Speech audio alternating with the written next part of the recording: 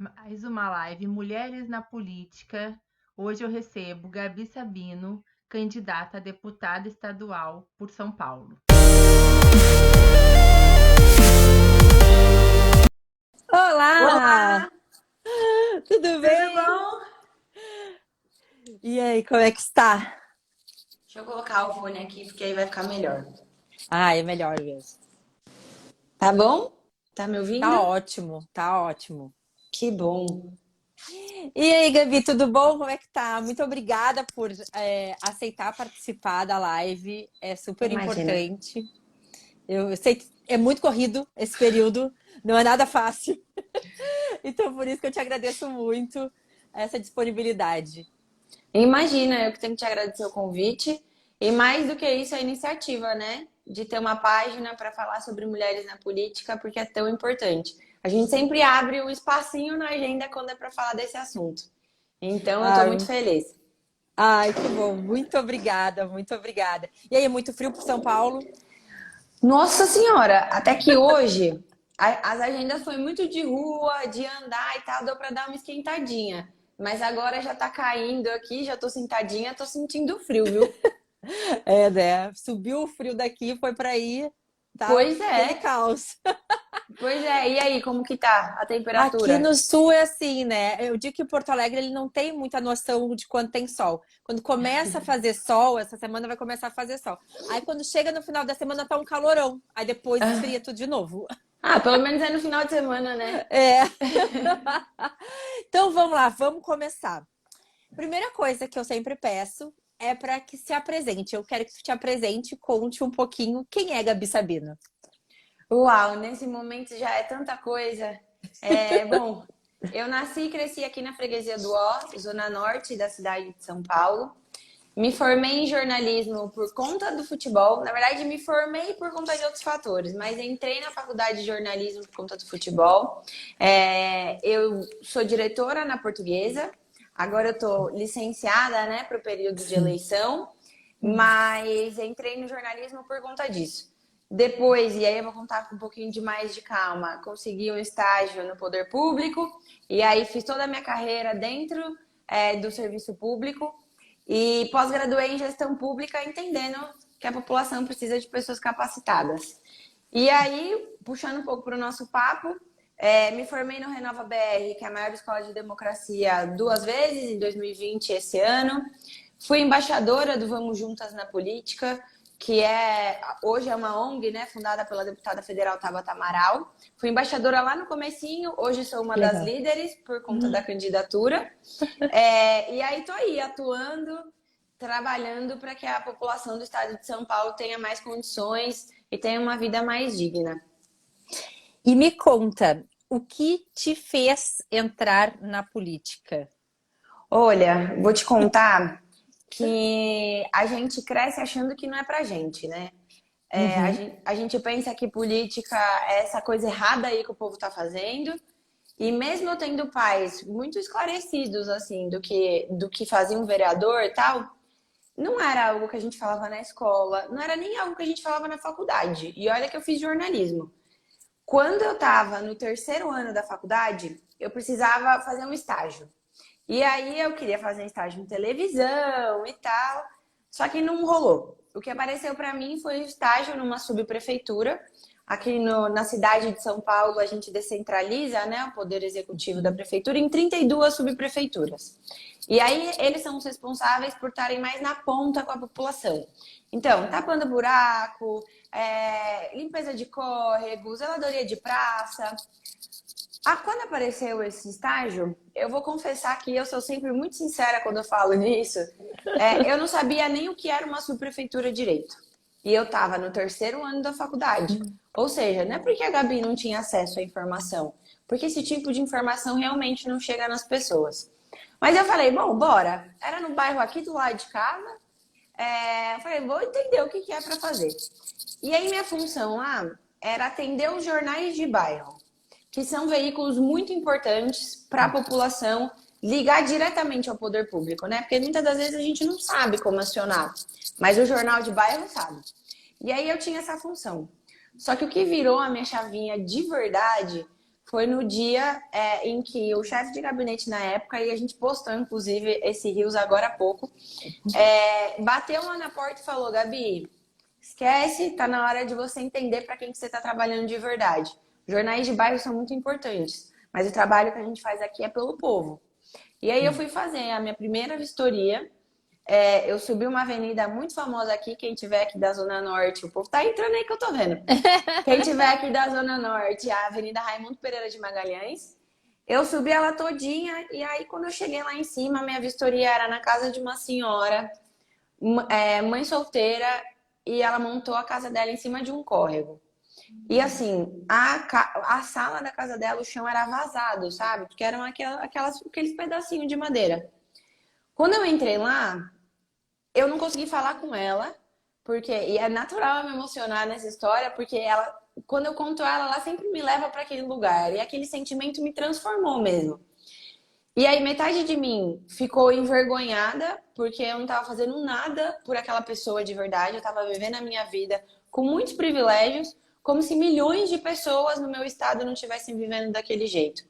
E a outra metade ficou revoltada, indignada. Falei, eu não vou entrar nesse carro, voltar para a subprefeitura e fingir que eu não vi o que eu vi. Não dava para eu tocar o dia a dia do meu trabalho como se aquela senhora não estivesse naquele estado, como se os vizinhos dela não estivessem naquela mesma situação. E aí, naquele dia, quando eu voltei para casa dos meus pais, eu ainda morava com eles, menina, eu abri a porta do apartamento deles, eu lembro da sensação, tinha tudo. A geladeira estava cheia, a televisão estava no lugar, minha mãe estava perguntando o que eu queria jantar, eu desabei de chorar. Eu falei, meu Deus, não é possível que essa desigualdade é tão gigantesca. E ela é enorme. E aí eu virei para os meus pais e falei assim, olha, aconteceu isso, eu vi isso, e eu não quero nunca mais ver uma situação dessa. Mas não porque eu não ia mais voltar naquele lugar, é porque eu ia trabalhar todos os dias da minha vida para que aquela pessoa tivesse mais condição de vida, para que aquela situação não se repetisse, para que eu fosse numa vistoria e não voltasse com aquele sentimento que eu voltei. E aí eu, que não entendia nada de prefeitura, de serviço público, topei um estágio, assim, bora, me apaixonei completamente por servir as pessoas. Eu dediquei, desde aquele dia em 2015 até agora, né? Porque a gente continua fazendo de outro lugar. E como que eu resolvo os problemas reais das pessoas? Sim. Como que a política olho no olho faz diferença? Se a Gabi tivesse escutado de alguém aquele relato, talvez eu não tivesse me transformado do jeito que eu me transformei. Mas eu vi com os meus próprios olhos, eu senti com o meu coração como que eu ia voltar para casa do mesmo jeito. E aí eu construí minha carreira no serviço público, sendo a chata que falava. A gente não vai direcionar orçamento enquanto a gente não for escutar. Porque a minha realidade não é a mesma das pessoas. E mesmo do meu vizinho, às vezes, não é? Eu preciso escutar meu vizinho também. Exato. E aí eu acredito muito numa política que escuta as pessoas, viu? E aí eu tô construindo minha carreira na política, acreditando que só assim a gente vai transformar a vida das pessoas de verdade. É verdade. Não, é uma história que não tem como você não se emocionar, né? E não se colocar no lugar, né? Porque exatamente Não. é pensar nisso, assim, que nem a gente tava falando, começando a falar aqui. E o frio como é que tá? E o frio como é que tá, sabe? Para essas pessoas que estão em situação de vulnerabilidade, né? Não tem como a gente não se colocar. Olha, eu fiz uma publicação ontem, né? Que morreu um homem em situação de rua na cidade de São Paulo. Isso que a gente tem relato, né? Políticas públicas humanas e que promovam dignidade para as pessoas evitam esse tipo de situação. Então eu não posso normalizar que eu estou na minha casa com uma coberta e achar que está tudo bem. Enquanto tem aqui só na cidade de São Paulo, o que eles conseguiram levantar mais de 40 mil pessoas em situação de rua, sendo que 5 mil delas são crianças. Então, assim, essas crianças desde já estão enfrentando uma situação desse tamanho, né? Uma dificuldade tão grande. Não posso eu, na minha casa, achar isso normal e não me indignar, né? Eu brinco e achar com o que tá tudo pessoal. bem. Eu brinco com o pessoal da campanha, em qualquer lugar, eu falo, gente, quando eu chegar numa situação dessa, entrar no carro e não ficar revoltada com o que está acontecendo, vocês me mandem fazer qualquer outra coisa. Porque política tem que ter indignação. Exatamente, exatamente. Não dá, né? Não dá para se normalizar. isso aí. Não Não, tem não como, dá. não tem como. Mas E é eu o acho tempo que inteiro muita você gente pensando, normalizou. né? Desculpa ter te cortado. Eu acho que muita Imagina. gente normalizou, sabe? E aí a gente esqueceu que a política é essa ferramenta de transformação É, social que a gente precisa. exatamente, exatamente. É uma verdade. E aí me conta, que aí a gente está falando de dificuldades, quais foram as dificuldades que tu enfrentou quando tu decidiu entrar para a vida política? Bom, aceitar que isso estava acontecendo já foi uma das primeiras dificuldades. Porque, como eu te falei, eu não É, cresci pensando, ai, vou ser deputada, vou ser prefeita, vou trabalhar na exatamente. secretaria. Então, quando isso foi acontecendo, eu fui assessora técnica, né, todos esses anos. Então, para mim estava tudo bem, eu estava dedicando a minha competência técnica a servir a população. Só que aí a gente começa a entender que a gente precisa ocupar outros espaços, que representatividade no Congresso, na Assembleia, em todos esses espaços de poder importa. Não dá para a gente ser 52 a 54% do eleitorado e de 15 a 18, 20% nesses espaços. E aí isso foi acontecendo aos poucos, deu muito medo, porque esses espaços são hostis É. para a gente, né? Eu, por exemplo, na prefeitura aqui de São Paulo, muita gente contestava quando era eu que coordenava um projeto muito importante. Poxa, mas essa menina vai, né, comandar uma equipe de arquitetos ou de economistas. Mas é porque tinha muito propósito no que eu estava fazendo. Mas ali eu já senti, putz, vai ser bravo demais. Na hora que eu falar, vou ser candidata, vai vir um monte de gente contestar.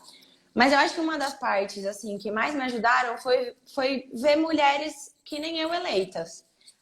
Quem fuçar aí as minhas redes vai ver muito da minha amizade, da minha parceria com a deputada federal Tabata Amaral.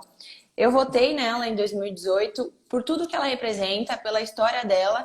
Mas quando eu olhei para a Tabata, que tem a minha idade, a gente tem até um perfil meio parecido, eleita, eu falei, opa, peraí, isso aí pode ser para mim também, isso aí pode ser para uma amiga minha, isso aí pode ser para as próximas gerações. E foi aí que eu virei uma outra chavinha. Dá para fazer política de vários lugares, a gente vê aí a galera no terceiro setor, a galera de projeto social, dá para fazer dentro do executivo, mas a importância que tem a gente ocupar esses espaços no legislativo me fez virar uma outra chave. E aí, claramente, quando eu decidi, veio uma enxurrada, né? Eu conto uma história que ela é muito real, o post está por aí.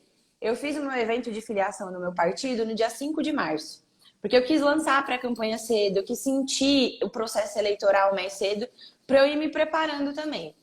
E aí, no primeiro post que a gente fez, de 58 comentários, 52 eram: o que essa menina vai fazer na política? Você tem que fazer outra coisa. E a parte muito triste é que muitos desses comentários vinham de mulheres. E assim, eu não as culpo completamente, porque a gente sabe que tem todo um sistema aí que a gente precisa desestruturar. Mas a grande parte não foi tipo, poxa, parabéns pela coragem, a gente precisa renovar. Foi o que essa menina tá fazendo na política. E aí, quando eu consigo ter a oportunidade de contar minha história, dos meus 7 anos de serviço público, do quanto eu já fiz, do quanto eu tenho competência para fazer mais, as pessoas já vêm de outro jeito. Mas eu não vou conseguir falar com todo mundo sempre. Então a gente precisa de mais papos como esse para a gente ir desconstruindo aos pouquinhos, sabe? Sim, a Sim. política é lugar para mulheres, mulheres jovens, mulheres mais velhas. A gente precisa de representatividade em cada um desses espaços. Então é difícil? É. Mas se a gente pegar uma na mão da outra, eu tenho certeza que a gente consegue. É verdade. Porque é exatamente o que nem tu falou, né? Quantas vezes a gente pensou, não, isso não é pra gente, né? A gente não via ninguém igual a gente ali. Não, Então, como é que a gente vai achar que é pra gente? Não tem como. E aí, quando não. a gente vira essa chave, é uma outra vida, né? A gente poder falar de política. Várias vezes, eu que trabalhei com direito eleitoral durante a minha faculdade, né? Porque eu sou formada em direito. E aí eu não vou, não, eu não gosto de falar de política. Como assim? Eu trabalhei com direito eleitoral e eu dizia que eu não gostava de falar de política. Uhum. Então é muito isso, a gente tem isso demais, ainda mais no Brasil, né? Que a gente não tem que discutir política. E quando é para mulher, aí sim é que a gente não precisa falar de política, que a gente não tem que se meter nessa história. Só Uhum. que aos poucos a gente foi mudando essa chave, né? Eu acho que a gente cada vez mais vai abrindo esses espaços. Não, com certeza. E eu acho que quando me mostra assim, poxa, vale a pena, é, por exemplo, eu fiz uma roda de conversa com 80 e poucas meninas aqui na periferia da Zona Norte. E a gente conversou muito sobre sonho. E aí uma delas falou: poxa, eu não sabia que dava para ser deputada estadual. Eu acho que agora eu vou procurar. Na hora que ela falou aquilo, eu falei: meu Deus, é isso. Tá, a gente tá aqui para barrar projetos ruins, para propor bons projetos, mas também para inspirar essas meninas, né, a sonharem em ocupar esse Sim. espaço. Porque se ela ali, com 10, 12 anos, que era um pouco a conversa, começasse a sonhar com isso, imagina ela chegando preparada com 18. É. Eu fui despertar lá com uns 20 e poucos. E Exato. eu acho que isso é muito especial. É muito diferente, né? Porque a gente tinha. Eu não sei como é que era na tua casa, mas a gente pouco conversava tanto de política, né? Assim, a gente sabia algumas coisas, entendia algumas coisas. Minha mãe professora, né? Acabava que eu sabia um pouco. Mas assim, não era tanto, né? Não era tanto. A gente não Não. conversava tanto, principalmente de propostas, né? De coisas novas. Mas é extremamente importante o que tu faz, assim, e é difícil. E eu É muito imagino. difícil. Eu Imagino. vou te falar que não é nem que cada dia é um dia, cada hora é uma hora. Tem hora que, nossa senhora, você fala é isso, aí tem hora que você fala, meu Deus do céu. Aí vem essas boas lembranças, não, mas é por aquela senhora daquela vistoria, é por aquela menina, é por aquele lugar que eu fui, né? É um exercício também diário de você falar. Sim. É sobre as pessoas que estão precisando de bons políticos. Exato, exatamente. E aí tu falou desse negócio que quando tu colocou a tua pré-candidatura, tu sentiu já uma certa hostilidade, Uhum. uma grande. Aham. E tu vê diferença no tratamento dos partidos quando são candidatos homens e quando são candidatas mulheres? Com certeza. A gente tem que provar 10 vezes mais o quanto a gente é competitiva, o quanto tem estrutura. Assim, as perguntas que fazem para as mulheres dentro do partido não fazem para os homens. E aí, um diagnóstico que eu fiz ao longo aí desse tempo foi, por exemplo, com as juventudes partidárias. A gente fala muito, né, sobre essa questão de partido e a relação das mulheres. E aí, quando a gente vai ver a juventude dos partidos, são majoritariamente masculinas. Então, assim, desde ali, daquela militância jovem, o espaço para a mulher já é muito reduzido. Quando essa mulher chega para ser candidata a primeira vez, ou às vezes, né, para compor chapa, vai ter lá seus 2.000 votos. Eu escutei isso quando decidi me candidatar. Foi, se você tiver 500 votos já tá bom, já é uma liderança de 500 votos. Eu escutei isso de um homem branco, hétero, classe média, tal, todo aquele Sim. estereótipo. Mas eu escutei, assim, não levaram a sério. Falaram, se tiver 500 votos tá bom. Tipo, é o projeto da minha vida, sabe? Eu tô colocando tudo que eu tenho e tem muito amor e tal. Mas não falariam isso para um homem. Se um homem da minha idade, não precisa ser um homem 35 mais, chegasse no partido e falasse, eu vou me candidatar, eu tive 7 anos de serviço público, eu já fiz muita coisa, eu falar, uau, Uhum. venha. Para mim foi tipo, tá bom. Dentro do meu partido, ainda, eu vi uma situação muito melhor do que eu vejo nos outros partidos. A Tabata é a presidente municipal do PSB aqui em São Paulo, Uhum. o que já é histórico, uma jovem de 28 anos presidente de um partido na cidade de São Paulo. Eu fui muito bem acolhida no meu partido, eu vejo todas as outras mulheres jovens de primeira candidatura com espaço. Eu coordenei uma das partes do plano de governo do Márcio França. Então, assim, esses detalhes mostram pra gente que a gente tem espaço dentro do partido. Mas não é todo partido que está abrindo espaço desse jeito. Eu espero que eles peguem esse bom exemplo e repliquem, porque isso faz muita diferença. Desencoraja demais quando chega alguém influente no partido, olha para você e fala: tá bom, você vai compor chapa. Você fala: meu Deus, assim, eu larguei meu emprego, eu tô me expondo, porque você vira uma vidraça gigantesca, para me candidatar pelas pessoas e o cara me fala um negócio desse. Então eu espero que os outros partidos olhem com bons olhos, assim, esse exemplo que o PSB está dando aqui na cidade de São Paulo e repliquem. Até porque, que nem tu falou, é, quando é um homem, ninguém questiona, muito pelo contrário. E na verdade a gente já vê que os homens até, eles já se encorajam muito rápido, né? Rapidamente, não, eu já tô prontíssimo A para confiança é fazer e outra. acontecer, é. A gente pensa, meu Deus, é a foto da urna no cabelo, eu não sei o que lá. Será que eu tô preparada? Não tô, eu falo direito, eu não falo. Eles só vão. É, A gente tá, tipo, exatamente. pensando em 1 milhão de coisas. E aí, ao mesmo tempo, a gente vê, e aí eu vou puxar essa sardinha, né, pro lado das mulheres, que as mulheres estão realmente muito preparadas, Com muito mais certeza. preparadas do que os homens, porque as mulheres pensam, repensam e dizem assim, tá, agora eu vou, né? Não é assim, tipo, ah, ok, acordei um dia e tô indo, né? Foi um processo muito grande, assim, até eu recebi um convite em 2020 e não estava me sentindo preparada. Eu peguei e falei, quer saber, eu vou me preparar 2 anos. Vou me preparar Sim, 2 anos, eu vou entender o processo, eu vou saber tudo como acontece, para eu chegar candidata sabendo mesmo como se dá o processo. A gente não vê esse mesmo preparo em muitos outros candidatos nem homens. perto. É, pois é. Nem E perto. aí a gente tem que provar muitas vezes mais a nossa competência, a nossa competitividade.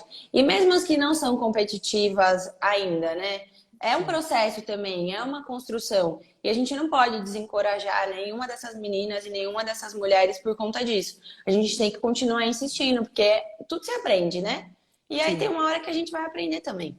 Exatamente. E aí, a gente está falando ainda de dificuldades. Quais foram as dificuldades que tu sentiu depois que tu começou a campanha? Que aí agora tu tá dando a cara a tapa, e aí tem que sair na rua. Como é que é isso? Esses políticos fizeram muita bagunça por aí. E é de verdade. E agora, a parte que mais me dói é que o povo não acredita mais na política. E além de não acreditar mais, eles estão com raiva. E dá para entender. Dá para entender porque muita promessa foi feita e não foi cumprida. Muitos políticos estão na política por conta de um projeto de poder pessoal e não é pela população. E tá todo mundo muito cansado. Quando eu tenho a oportunidade realmente de conhecer e de conversar, a gente, né, planta uma esperança lá. Às vezes eu falo muito isso, gente. Esse foi um primeiro contato para eu plantar uma esperança para vocês de que dá para fazer, de que política é como qualquer outra profissão. Tem médico bom, médico ruim, bom, bombeiro ruim. Tem político bom e político ruim. As eleições elas vão acontecer de qualquer jeito. A gente vai eleger esses deputados estaduais, federais, senadores, governadores de qualquer jeito. Vamos pesquisar, vamos ver quem está fazendo isso com propósito, vamos ver quem está preparado. Então, a maior dificuldade que eu tenho hoje não é nem na questão de eu ser jovem e ser mulher. É de que a galera tá mesmo desacreditada com a política. Eles acham que não funciona, que toda vez é a mesma coisa, que a gente só aparece na hora do voto e que vai aparecer e vai depois da eleição a gente não vai aparecer mais. Então, conquistar o voto, e aí a gente sabe o quanto, né, existe compra de voto, a galera faz as coisas tudo errado, e a gente não pode normalizar essa situação. Conquistar o voto com proposta, com bons argumentos, é a parte mais difícil. Então, eu acho que se eu for elencar uma dificuldade hoje o povo está muito descrente e com razão, porque Sim. foi muita coisa feita errada. E aí agora, para a gente mostrar para essas pessoas que é possível fazer diferente, que dá para fazer acontecer, eu acho que é a parte mais difícil aí desse processo. Ah, sim, né? Porque, imagina, as pessoas ficam. O que eu vou fazer, né?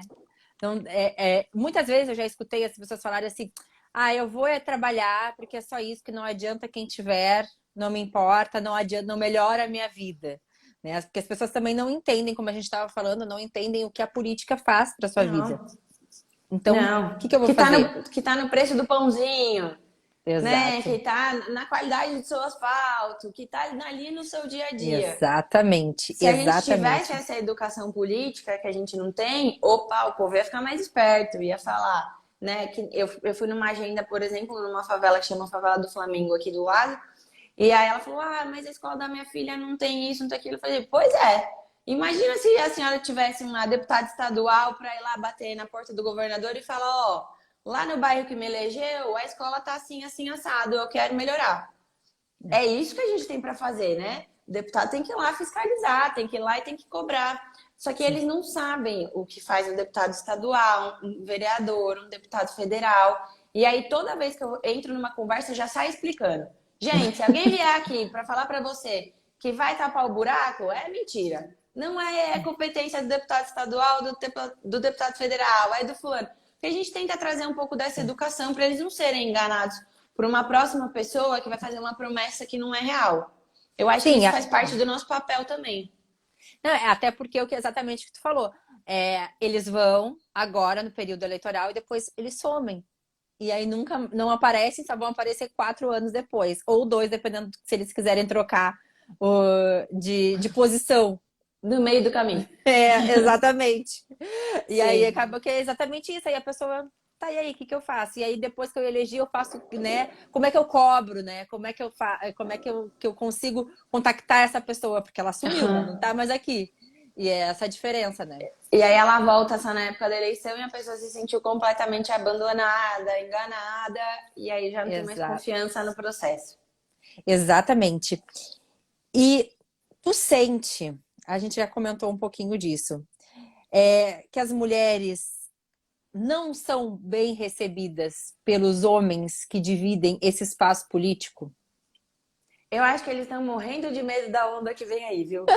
É isso que eu sinto no meu coração.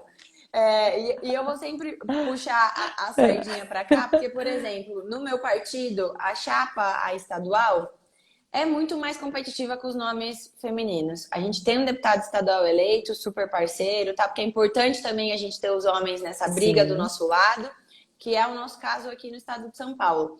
Mas o restante da chapa são mulheres muito competitivas.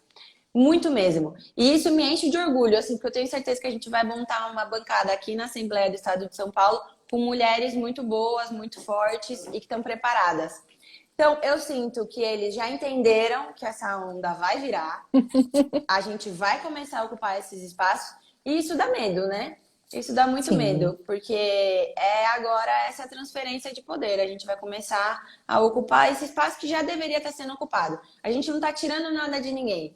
A gente só está indo atrás do que é nosso mesmo. A gente não precisa ser melhor, a gente não precisa ocupar mais espaço, mas a gente precisa estar representado e hoje a gente não está.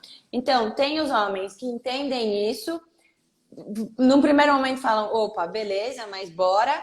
Tem aqueles que tentam te deslegitimar, que tentam usar todos os argumentos possíveis de que você não está tão preparada quanto eles. E tem aqueles que estão com medo e deram uma paralisada. Mas eu acho que o recado que a gente está dando a gente chegou. E agora a gente vai ocupar esses espaços, não dá mais para esperar. Exatamente, né? Porque eles que se cuidem, eles que trabalhem, né? Corre atrás, bora! Né? É aquilo que eu sempre falo, se você trabalhasse direitinho, se você representasse todo mundo, era mais fácil, né? Mas aí eles não fazem isso. A gente tem que ir atrás. E nem tem como fazer, né? A gente precisa das minorias lá. A gente precisa das mulheres. A gente precisa dos indígenas, quilombolas, LGBTs. A gente precisa ver a política com a cara do povo. É porque é só assim que a gente tem a democracia, né? É somente assim que a gente realmente é democrático. Se a gente olha o retrato da política e olha o retrato do Brasil, ele não é o mesmo retrato. Eu só vou sossegar, e eu tenho certeza que as pessoas que pensam igual a mim só vão sossegar também quando a gente olhar esse retrato bem representado. Esse é o Brasil e esse é o Brasil que está na política. Então, bora. Agora a gente vai construir políticas públicas que são, de fato, inclusivas e usar mesmo a política como essa ferramenta de transformação. Exatamente. E aí eu acho que vai ficar redundante a pergunta que eu tenho aqui, que é que tu sente que temos mais mulheres participando da vida política no Brasil?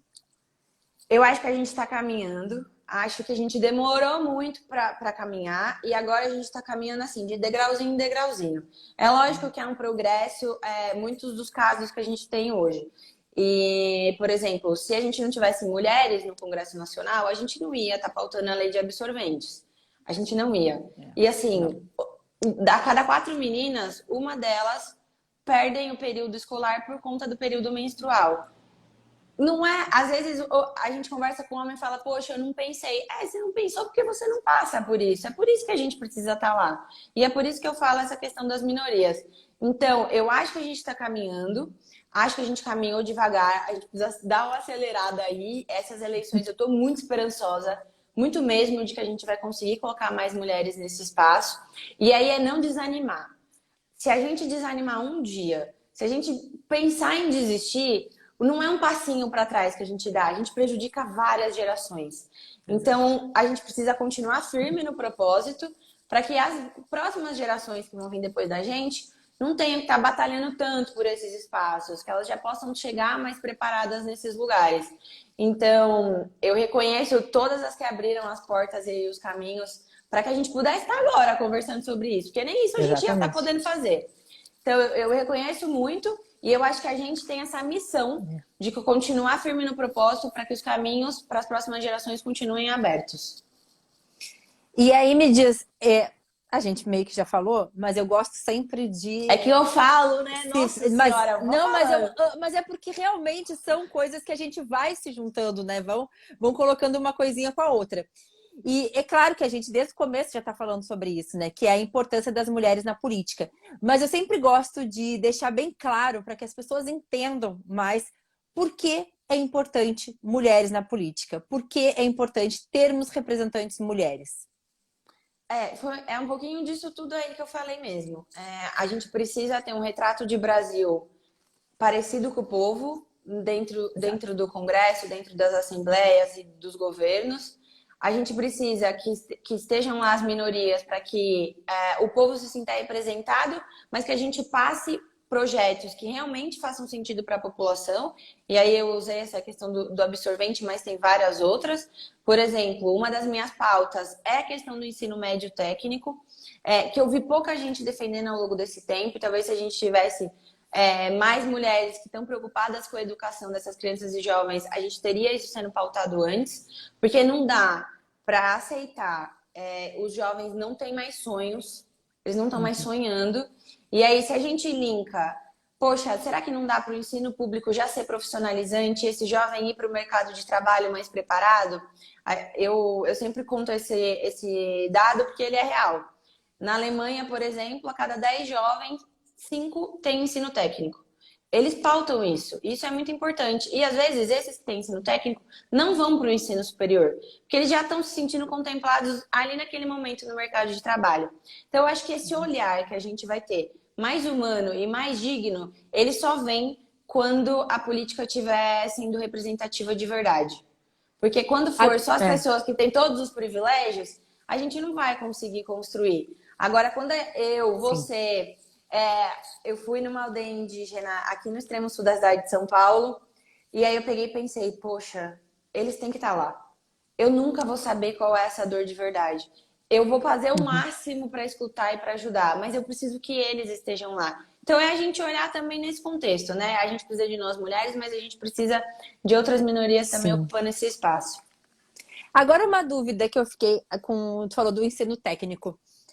Existe alguma pesquisa, não sei se tem alguma pesquisa que saiba se essas pessoas elas teriam vontade de continuar ou elas ou não, ou na verdade elas não iam nem continuar um ensino superior e o ensino técnico as ajudou? O que acontece hoje a gente tem uma demanda no privado e uma mão de obra que não foi capacitada. E aí a gente pode falar de futuro do trabalho, a gente pode pensar nessa nossa grade de educação hoje, se ela é atraente para o jovem, se ela não é. Então a gente tem uma demanda que o privado está tendo que formar essa mão de obra. Só que o poder público tem que olhar essa demanda e falar, opa, eu posso ter um ensino técnico. A gente tem aqui no estado de São Paulo as ETECs, as ETECs de economia criativa. Mas como que a gente amplia isso? Como a gente potencializa isso? Como que o jovem que já está no ensino público vai ser formado pela rede pública para atender uma demanda do privado? Hoje em dia esse jovem sai, às vezes não consegue ir para o ensino superior, porque não consegue uma bolsa, ou não consegue um trabalho para pagar. E aí, às vezes, o emprego que ele consegue, ele é muito mal remunerado. E aí a gente tem um jovem que poderia estar super esperançoso, produtivo, completamente frustrado com a realidade. E aí, esses países mais desenvolvidos, eles mostram pra gente que se isso é oferecido para o jovem, quando ele sai desse ensino técnico, ele consegue uma mão de obra mais bem remunerada, então ele tá feliz. Sim. Ele pode fazer um outro ensino técnico, ele colocou comida no prato da família dele, ele vai ter uma próxima geração com mais base, com mais estrutura. Se ele quiser fazer um ensino superior, ótimo. Ele já vai estar bem empregado para poder pagar a universidade dele, se ele não conseguir uma bolsa ou se ele não ir para o ensino público. Isso é o que mostra esses países desenvolvidos. Hoje em dia, a gente tem no Brasil essa demanda do privado em tecnologia, por exemplo. Poxa, tem redes gigantescas que estão precisando de jovens com vontade de aprender, capacitados em tecnologia. E aí a gente está oferecendo isso muito pouco. Será que a gente está com esse olhar especial? O que é que está faltando? O público entender essa demanda e falar, eu vou formar meu jovem. Ele vai entrar no mercado de trabalho bem remunerado, porque a vaga está aí, talvez eu estou oferecendo o curso errado. Então, eu acho que é um pouquinho ter essa sensibilidade. Porque aí, se a gente consegue transformar isso, imagina a vida de quantas famílias serão transformadas com um projeto desse funcionando. Sim. Não, eu gosto sempre que as pessoas entendam, né? Porque a gente, algumas vezes, deixa o ensino para o lado, as pessoas não veem o quanto é importante. Assim, eu sou de Rio Grande, na verdade, né? Do interior do Rio Grande do Sul. E lá a gente tem escola técnica, tem tanto em Rio Grande quanto em Pelotas, que é a cidade ao lado. E a gente vê o quanto é diferente. E algumas vezes dá até essa força de querer continuar a estudar, né? Porque, eu já tenho um emprego e aí eu consigo ainda Com alçar certeza. outros voos, né? Esse jovem tá motivado, né? Poxa, que Exato. bom, tô formado, eu tenho um ensino profissionalizante, tô no mercado de trabalho. E aí ele começa a sonhar. E, gente, isso é tão poderoso. Imagina uma nação que não sonha. Exato. É sobre isso, sabe? E eu fico assim, porque me dói. Me dói quando eu chego e eu converso com uma criança, com um adolescente, e ele não tá sonhando com nada. Eu falo, poxa vida, a gente errou. A É, gente errou. Tem algum espaço aí que a gente errou e a gente precisa correr atrás desse prejuízo e transformar essa realidade. exatamente. Agora, assim, uma pergunta que a gente acabou não falando muito aqui é sobre mercado de trabalho, principalmente mercado de trabalho para as mulheres. A gente teve um retrocesso nesses últimos anos de mais ou menos uns 20 anos, né, de mulheres no mercado de trabalho. E claro que isso agravou por causa da pandemia.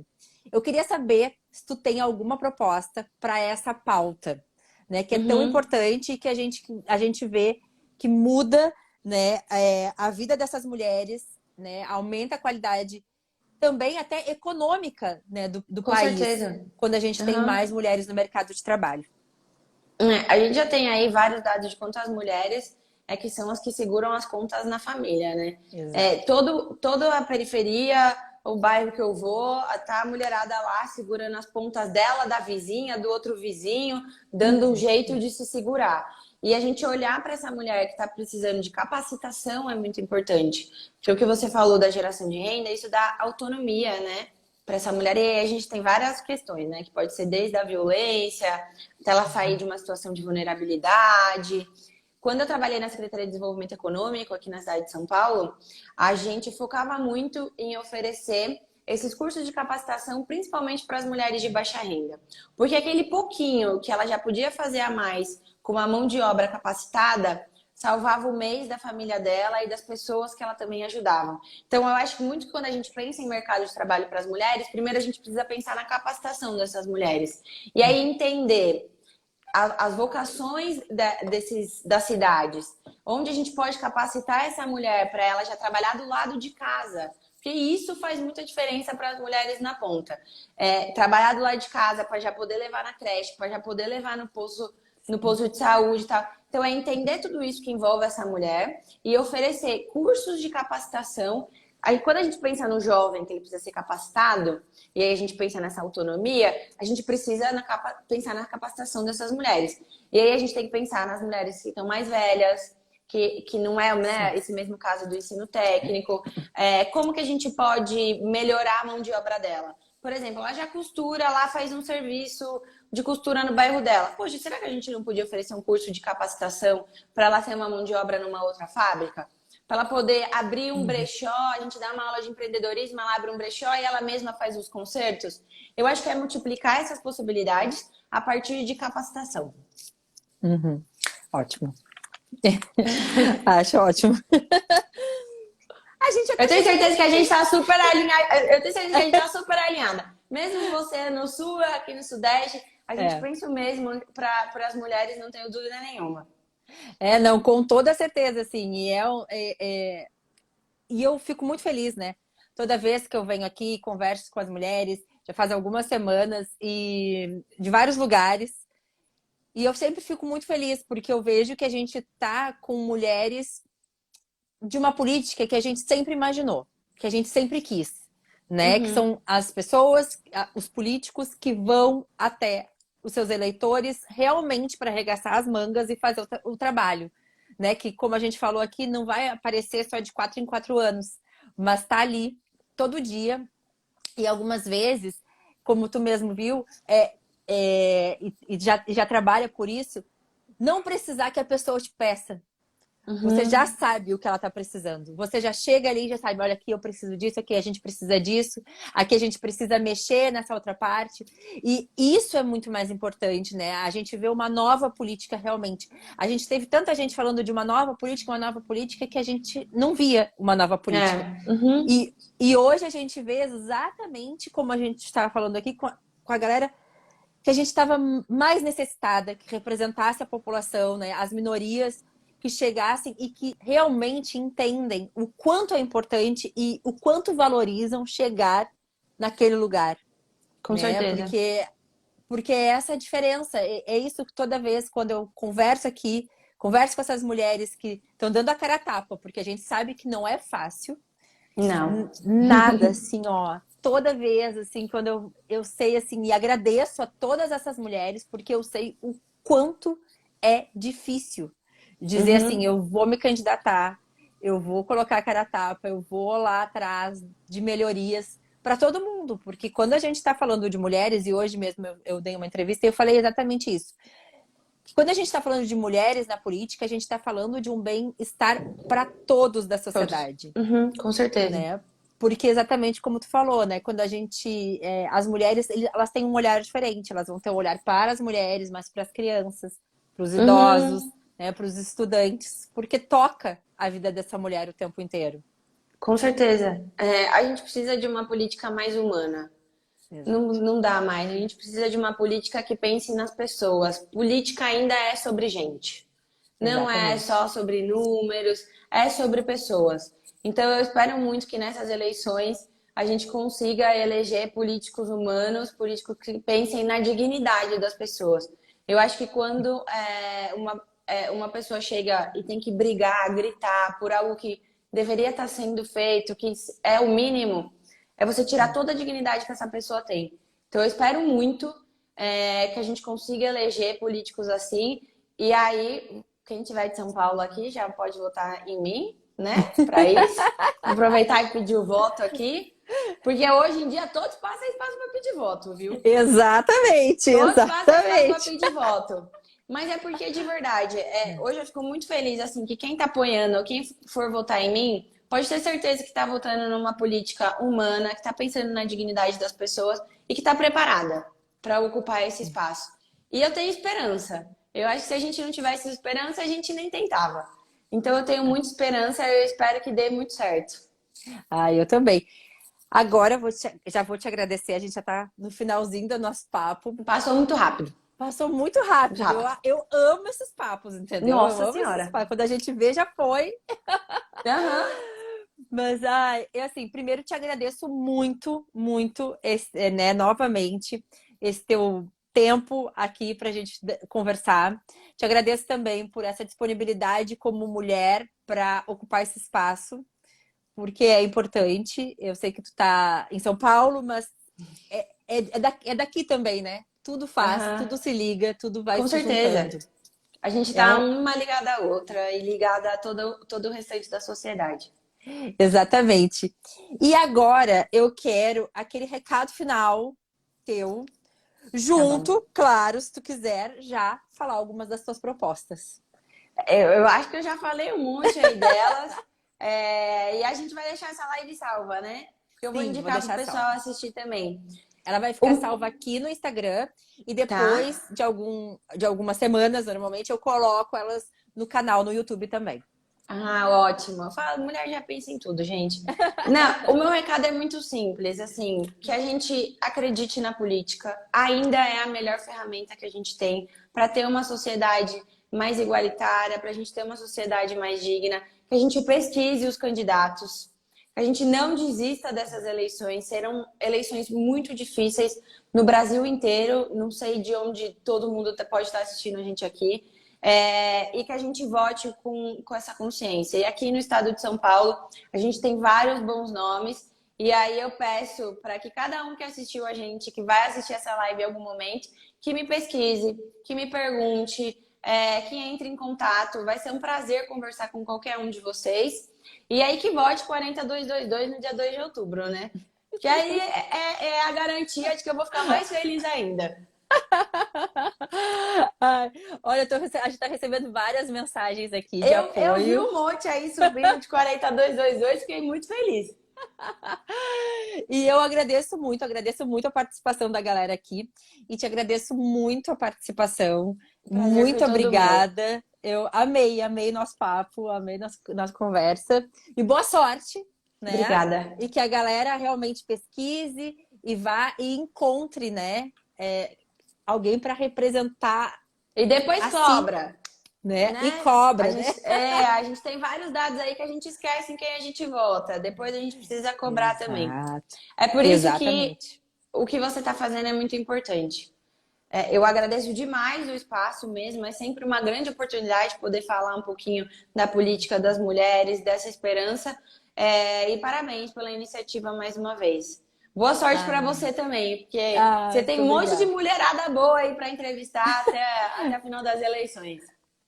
Eu quero, tô tentando bater os horários, é difícil, eu sei que é muito difícil, né? Dependendo, é complicado, mas eu tô tentando. Aí de vez em quando eu vou lá, bato, por favor, vamos fechar o horário. Eu vou tentando achar o jeitinho. Não, te desejo toda a sorte, eu tenho certeza que vai dar certo também. Muito obrigada, galera. Brigadão pra todo mundo. Vou deixar a live salva, como eu já falei. Fechado. E depois ela vai lá pro canal. Um beijão, boa noite. Beijo, gente. Tchau, obrigada. Tchau. Tchau. Eu que agradeço. Tchau, tchau.